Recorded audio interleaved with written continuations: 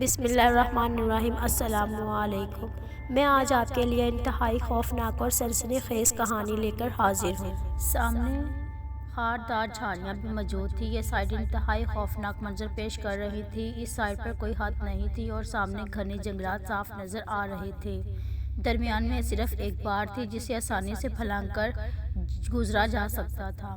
راضی اور ساتھ چلتے ہوئے اس حصے پر پہنچ گئے اور اپنا خیال ظاہر کرنے لگے کہ یہ سائٹ خاصی خوفناک ہے۔ یہاں سے جنگل کے جانوروں کا لہٰذا اس جگہ مضبوط دیوار بنا لینی چاہیے۔ ابھی یہ جائزہ لے ہی رہے تھے کہ راضی کی نظر کچھ کھودی ہوئی زمین پر پڑی، جیسے تازہ کھدائی کی گئی ہو۔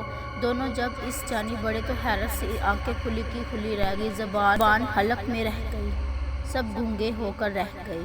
دونوں نے ایک دوسرے کو بے یقینی سے دیکھا اور کہا، کیا تم بھی وہی دیکھ رہے ہو جو مجھے نظر آ رہا ہے؟ ساتھ نے راضی کی ہاں میں ہاں ملائی اور وہاں سے سر پکڑ کر دوڑ لگا دی۔ سب خوف اور پسینے سے شرابور ہو چکے تھے۔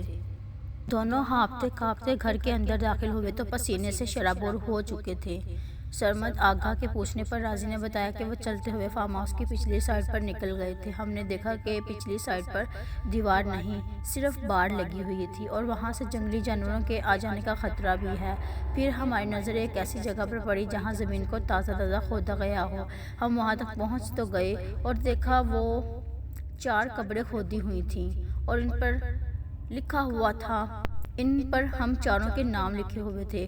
راضی بات بتاتے ہوئے تھر تھر کانپ رہا تھا۔ اس کی آنکھوں میں آنسو آ چکے تھے اور اس نے کہا، تایا جی ہمیں یہاں سے جلد نکل جانا چاہیے، پلیز یہاں شادی کا پروگرام ختم کر دیں۔ سرمد آگا نے راضی کی بات مان لی اور واپسی کی تیاری کرنے لگے۔ انہوں نے اپنا سامان گاڑی میں واپس رکھا اور ملازم کو بلا کر کہا کہ واپس جا رہے ہیں ابھی، تم ہاؤس کا خیال رکھنا۔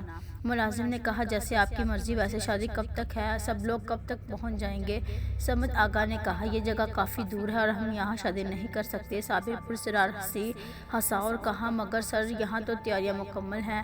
کیا مطلب ہے تمہارا تیاریاں مکمل ہے؟ راضی نے چڑ کھا کر کہا۔ تو ملازم نے جواب دیا، مہمان تو بس پہنچنے والے ہیں اور آپ واپس جا رہے ہیں۔ راضی کو غصہ تو بہت آیا پر اس کی بات کو اگنور کر کے سب نے گاڑی میں سامان رکھا اور واپس جانے کے لیے بیٹھ گئے۔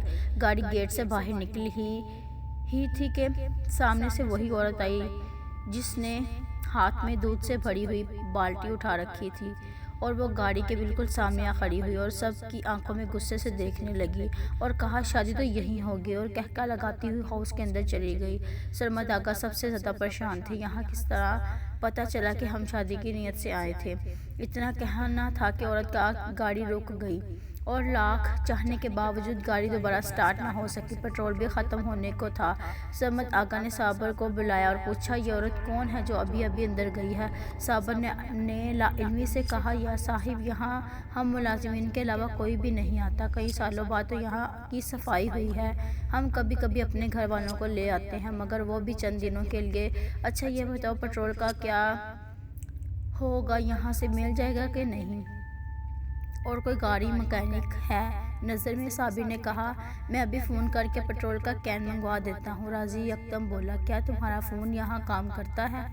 ہم سب کے فون کیوں نہیں کام کر رہے؟ صابر نے اپنا فون نکال کر کہا کہ صاحب اس سے کال کر لیں۔ سرمد آگا نے جلدی گھر کا نمبر ملایا۔ حنا بیگم نے فون پر سلام کیا۔ سرمد آگا نے کہا، ہم واپس آ رہے ہیں آج ہی، مگر حنا بیگم ہیلو ہی کرتی رہیں۔ ساتھ ہی انہوں نے خبر سنا دی کہ کل صبح سب خواتین اور بچے فارم ہاؤس جانے کے لیے نکل پڑیں گے اور شام تک پہنچ جائیں گے۔ حنا بیگم کی بات سن کر سرمد آگا نے فون پر بات کرنا چاہی تو حنا بیگم یہی کہتی رہیں کہ آگا جی سرگوشیاں مت کریں، اونچا بولیں، آواز نہیں آ رہی۔ بالآخر تنگ آ کر سرمد آگا نے فون بند کر دیا۔ اب تو واپس جانے کا سوال ہی پیدا نہیں ہوتا، بچے بھی کل پہنچ جائیں گے۔ سرمد آگا نے انتہائی پریشانی میں کہا، گاڑی کو دھکا لگا کر واپس گیراج میں کھڑا کر دیا، مرتا کیا نہ کرتا۔ اب چاروں نے گھر کے چپا دیکھنے کی ٹھان لی۔ ہاؤس کے دوسرے ملازمین بھی سامان لے کر واپس آ گئے جس سے سب کو کچھ تسلی ہوئی۔ ملازمین کے ساتھ تمام کمروں کی لاؤنج، واش روم، گرلز کے چپا دیکھا گیا۔ وہاں جو قبریں رضی اور سعد کو نظر آئی تھی وہ بھی غائب ہو گئی تھی۔ سعد چلتے چلتے کمرے میں گھس گیا۔ یہاں کر اس کا دماغ معاف ہو گیا۔ سوچنے سمجھنے کی صلاحیت ختم ہو چکی تھی۔ وہ پاگلوں کی طرح دیواروں کو گھورتا رہا۔ راضی بھی اسی ڈھونڈتے ہوئے ادھر نکلا۔ کمرے میں گھستے ہی راضی کا بھی یہی حال ہوا۔ راضی چاروں طرف گھوم رہا کر دیواروں کو گھورتا رہا۔ دونوں ایک دوسرے سے کچھ کہہ نہیں پا رہے تھے کہ ایسے کیسے ہو سکتا ہے۔ کافی دیر بعد سمد اور آغا بھی ادھر آ نکلے۔ ان دونوں کا حال بھی راضی اور سعد سے مختلف نہیں تھا۔ سمد آغا نے سر پکڑ لیا اور پاس پڑے ہوئے بیڈ پر گر پڑے۔ کمرے کی چار دیواروں پر زرین کی تصویریں بچپن سے لے کر اب تک کی تھیں اور جتنی سالگرہ اس کی زندگی میں آئی جو اس نے اپنے گھر منائی سب یہاں لگی ہوئی تھیں۔ حیرت تو اس بات کی تھی کہ زرین کے علاوہ کوئی اور ان تصویروں میں نہیں تھا سوائے ایک دھندلے سائے کے۔ وہ تقریباً ہر تصویر میں دکھائی دے رہا تھا۔ سمد آغا راضی اور سعد سے کہا، یار کوئی ترکیب سوچو کہ ہم گھر والوں کو یہاں آنے سے روکیں۔ مجھے لگتا ہے کہ کچھ برا ہونے والا ہے۔ مجھے یوں لگتا ہے کہ میں نے یہاں شادی کرنے کا فیصلہ کیا نہیں، مجھ سے کروایا گیا تھا۔ مجھے خود بھی محسوس ہو رہا تھا کہ ایسا ممکن نہیں۔ سب نے ایک مرتبہ پھر گھر فون میں لانے کی کوشش کی، پھر وہی سگنل کا مسئلہ۔ سعد نے مشورہ دیا کہ اب تو ملازمین واپس آ چکے ہیں، ان میں سے کسی کا فون لے کر بات کر لیتے ہیں۔ اب یہاں کے پرانے ملازمین کو بلایا گیا۔ اس کے فون سے نمبر ملایا گیا۔ بیگم سلیمان نے فون ریسیو کیا تو آواز بلند اور صرف تھی۔ سمد آغا نے خوشی بات کی اور صاف الفاظ میں منع کیا کہ آپ لوگ کل فارم ہاؤس میں مت آئیے۔ پوری بات کرنے کے بعد جب بیگم سلیمان کا کوئی جواب نہیں آیا تو انہوں نے کان سے فون ہٹا کر دیکھا تو مکمل ڈیڈ ہو چکا تھا۔ بار بار آن کرنے کے باوجود موبائل دوبارہ کام کرنے کے قابل نہیں رہا۔ ملازم نے پراسرار سی مسکراہٹ میں کہا، صاحب فون کافی پرانا ہے، خراب رہتا ہے زیادہ تر، اور پیلے دانت نکال کر مسکرانے لگا۔ راضی کو اس کی مسکراہٹ کافی کھٹکنے لگی۔ راضی خاموشی سے اٹھا تاکہ دوسرے ملازم سے فون لے کر بات کرے اور دبے پاؤں ملازموں کے ہاتھوں میں گھس گیا۔ راضی کو عجیب سی بدبو محسوس ہوئی۔ وہ جیسے جیسے آگے بڑھ رہا تھا بدبو تیز ہوتی گئی۔ راضی نے ہاتھ دبا کر منہ پر رکھا اور بدبو کے قریب ایک کمرے سے آ رہی تھی۔ راضی نے کمرے میں جھانکا کر دیکھا تو کمرے میں اندھیرا ہونے کی وجہ سے کچھ دکھائی نہیں دے رہا تھا۔ اس نے موبائل کی ٹارچ آن کی تو کمرے کی سائڈ پر ہڈیوں کا ڈھیر لگا ہوا تھا۔ غور کرنے پر راضی کا دماغ گھوم گیا۔ اس نے دیکھا یہ ہڈیاں انسانی جسم کی تھیں، قریب کچھ پھٹے کپڑے جو لازمی ان تمام بد نصیبوں کے تھے جن کی ہڈیاں یہاں پڑی تھیں۔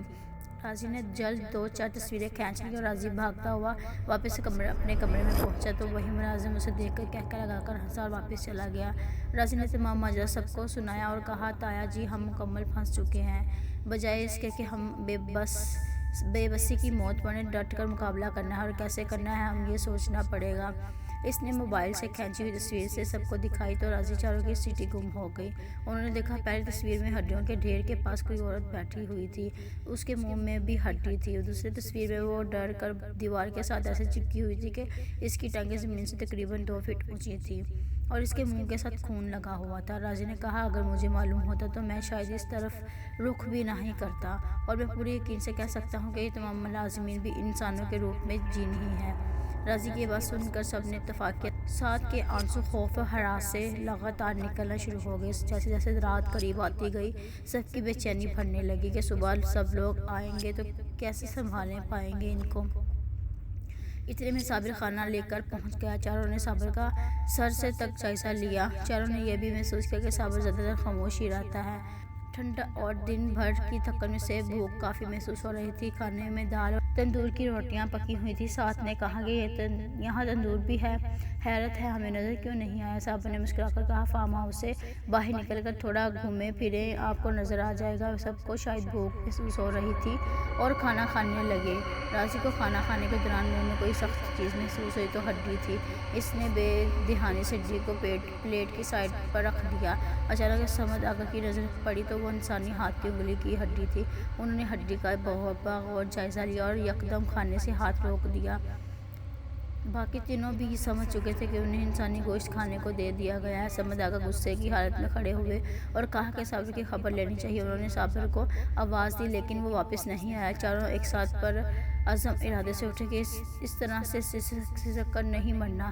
اگر کل گھر والوں کا آنا نہ ہوتا ہم پیدل ہی گھر کو نکل جاتے۔ خیر ابھی تو صابر کی خبر لیتے ہیں۔ چاروں صابر کے کمرے کی جانب گئے۔ پورا فارم ہاؤس چھان مارا، کوئی ملازم صابر کا نام و نشان بھی نہیں تھا اور نہ ہی کچن میں کچھ پکانے کے اثرات نظر آ رہے تھے۔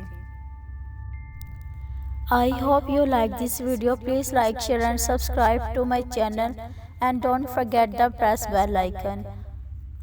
And next video میں باقی حصہ ملاحظہ فرمائیں۔